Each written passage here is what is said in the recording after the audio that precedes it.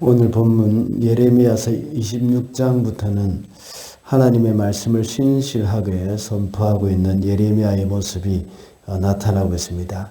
반면에 유다 백성과 유다 지도자들이 하나님의 말씀을 거부하는 내용이 반복적으로 나타나고 있습니다. 이러한 유다 백성들과 지도자들의 모습이 하나님의 심판을 받아 마땅하다는 것을 잘 보여주고 있는 것입니다. 오늘 본문에서는 예레미야가 성전 뜰에 서서 하나님의 말씀을 선포하는데 이것이 바로 고난을 당하게 되는 직접적인 계기가 되었습니다. 예레미야의 선포로 인해서 제사장들과 백성들 그리고 유대 지도자들이 예레미야를 죽이려고 했습니다. 이때쯤 되어서 선지자 우리야도 역시 예레미야와 같은 말씀을 선포했습니다. 사람들이 우리야를 죽이려고 하자 우리야는 급히 도망하여서 이집트로 갔습니다. 그렇지만 결국은 이집트에 가서 잡혀서 또 죽게 되었죠. 그리고 예레미야도 역시 죽이려고 했지만 사반의 아들 아히감이 예레미야가 처형당하는 것을 막아주었습니다. 도피시켜 주었던 겁니다. 오늘 본문을 통해서 하나님의 말씀을 듣는 유다 백성들의 태도를 볼 수 있습니다. 그들은 예레미야를 통해서 선포되는 하나님의 말씀이 그들의 마음에 들지 않았기 때문에 그것을 거부하고 예레미야를 죽이려고 했습니다. 특별히 제사장들과 그리고 또 예언자들이 더욱더 이 일에 앞장섰던 것을 오늘 본문을 통해서 알 수가 있습니다. 우리는 하나님의 말씀이 우리에게 선포될 때에 그 말씀에 대해서 잘 반응을 해야 합니다. 그래서 오늘은 말씀이 선포될 때라는 제목으로 말씀을 살펴보도록 하겠습니다. 첫째로 말씀이 선포될 때 우리의 편견을 내려놔야 합니다. 9절 말씀입니다. 어찌하여 내가 주님의 이름을 빌려 이 성전이 실로처럼 되고 이 도성이 멸망하여 여기 아무도 살 수 없게 된다고 예언하느냐. 그러면서 온 백성이 주님의 성전 안에 있는 예레미야를 치려고 그 주위로 몰려들었다. 하나님은 예레미야를 보내셔서 말씀하시기를 예언자들의 말을 듣지 않으면 이 예루살렘 성전을 실로처럼 되게 하겠다고 말씀을 합니다. 그리고 만민의 저주거리가 되도록 하겠다고 했습니다. 그때의 백성들은 이러한 예언을 한 예레미야를 둘러싸서 붙들어 치려고 했습니다. 예루살렘 성전이 실로처럼 된다는 이 말은 완전히 폐허가 되게 하겠다는 말입니다. 과거에 하나님의 언약궤가 실로에 있었습니다. 그런데 실로는 블레셋의 침략으로 인해서 완전히 파괴되었습니다. 예레미야는 다시는 그때 당시는 이 실로는 완전히 폐허가 된 예레미야 당시 예레미야가 예언할 그 당시에는 실로는 완전히 폐허가 된 상태였습니다. 몇 번 중건하려고 했지만 결국은 또다시 이 블레셋에 의해서 파괴되어졌던 그런 일들이 있었습니다. 그래서 예레미야가 그 성전을 실로같이 되게 하겠다는 말을 했을 때에 백성들은 분노하여서 예레미야를 죽이려고 했습니다. 여러 차례 말씀을 드렸지만 유다 백성들은 이 솔로몬이 지은 그 성전이 우상이었습니다. 그리고 하나님의 임재하시는 그 성전이 폐허가 된다는 것은 상상조차 할 수 없었습니다.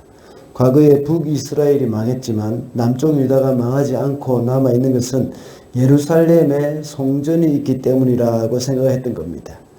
유다 백성들이 예레미야가 선포하는 이 말씀을 받아들이지 못했던 많은 이유가 있지만 그 중에 하나가 바로 이런 편견 때문입니다. 그들은 하나님의 임재가 있는 성전은 결코 망하지 않을 것이라고 생각을 했던 것입니다. 유대인들에게는 그 성전이 하나의 부적과 같은 그런 역할이 역할로 만들어버렸고 또 성전을 우상화시켜버렸던 것입니다. 우리 성도들에게도 역시 이런 성전에 대한 것이 아니라고 하더라도 선입견이 있을 경우에는 말씀을 받아들이기가 어렵습니다. 하나님이 너무나도 엄격하시고 또 혼을 내시는 분이라는 그런 선입견이 있을 때는 하나님의 사랑을 받아들이기가 어렵고 늘 두려움 가운데서 신앙생활을 하게 됩니다. 반대로 하나님은 책망하시는 분이 아니라 우리를 용납하시고 사랑하는 분이라는 그런 선입견만 가지고 있을 때에 우리는 하나님을 두려워하지 않고 죄를 무서워하지 않는 겁니다. 하나님은 사랑이실 뿐만 아니라 공의로우신 분이시기도 합니다. 그러므로 우리가 하나님의 말씀이 선포될 때에 우리에게 있는 모든 선입견을 내려놓아야 하겠습니다. 둘째로 말씀이 선포될 때에 그 말씀 앞에 자신을 돌아봐야 합니다. 19절입니다. 그때 유다왕 히스기야와 온 유다 백성이 그를 죽였습니까? 그들이 오히려 주님을 두려워하고 주님의 은혜를 간구하니 주님께서도 그들에게 내리겠다고 말씀하신 재앙을 거두시지 않았습니까? 그런데 지금 우리는 이 그 큰 재앙을 우리 자신에게 불러들이려 하고 있습니다. 예레미야가 예루살렘의 멸망에 대해서 선포했을 때 고관들과 백성들 그리고 제사장들과 다른 예언자들은 예레미야를 죽이려고 했습니다. 그러자 예레미야가 나를 죽여도 되지만 당신들은 무죄한 피를 흘린 죗값을 받게 될 것이라고 말했습니다. 그러자 몇몇 사람이 예레미야를 죽여서는 안 된다고 말을 합니다. 그 중에 지방 장로들 중에서는 방금 읽은 19절의 말씀과 같이 말을 하는 겁니다. 그것은 히스기야 왕 때에 모레셋 사람 미가가 예루살렘의 심판에 대해서 예언한 적이 있었던 것을 언급을 하고 있습니다. 모레셋 사람 미가는 미가서를 기록한 그런 선지자이죠. 예레미야가 활동하기 전 약 100년 전에 활동하던 사람이었습니다. 미가가 선포한 그 심판에 대한 예언은 지금 예레미야가 선포한 내용과 동일한 말씀입니다. 그러나 그때 유다 백성들과 그리고 히스기야 왕은 그렇게 예언하는 모레렛 사람 미가를 죽이지 않았습니다. 오히려 하나님을 두려워하고 하나님의 은혜를 구했습니다. 그렇게 할 때에 하나님이 그 재앙을 거두셨다고 말을 합니다. 유다의 장로들이 이렇게 말을 하면서 예레미야의 처형을 반대했던 겁니다. 오히려 그들은 선포되는 말씀 앞에서 자신을 돌이켜보면서 하나님의 긍휼을 구해야 한다고 말을 하고 있는 겁니다. 우리 성도들도 역시 하나님의 말씀이 선포될 때에 그 말씀이 우리에게 큰 기쁨을 주거나 위로를 할 때는 아멘으로 화답하기가 쉽습니다. 그러나 우리의 마음을 찌를 때는 정말 마음이 힘듭니다. 괜히 설교자가 미워지고 또 반발심이 생기기도 합니다. 그러나 그것은 우리의 감정이지만 우리의 이성과 의지를 사용해 가지고 선포된 말씀 앞에서 스스로를 돌이켜보면서 이 삶과 생각을 고쳐 나가야 합니다. 이것이 우리가 살 길이기 때문입니다. 하나님의 말씀이 우리의 유일한 희망이요. 또 힘이 되기 때문에 우리는 그 말씀을 따라서 살아가도록 해야 한다는 것입니다.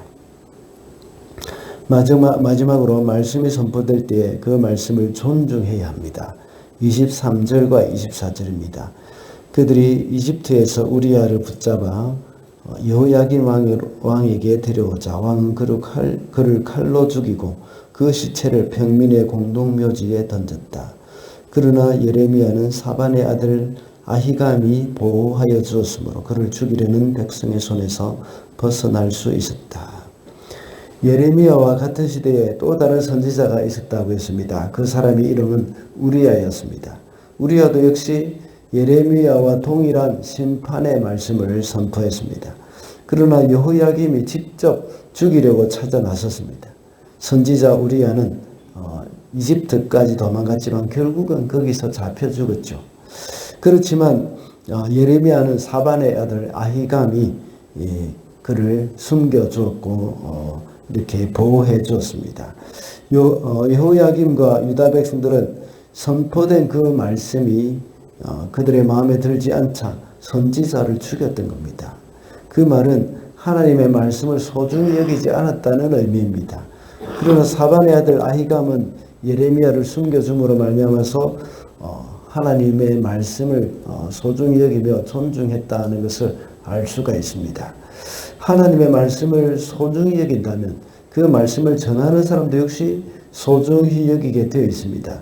우리가 흔히 예를 들고 있지 않습니까? 한 나라의 대통령이 특사를 발견할 때에 그 상대국에서는 그 특사를 맞이할 때는 그 나라의 최고의 지도자와 같은 대우를 합니다. 왜 그렇습니까? 그 특사는 그 나라의 대통령의 이름으로 방문해서 대통령의 친필을 전달하기도 하고 또는 말을 전달하기 때문입니다.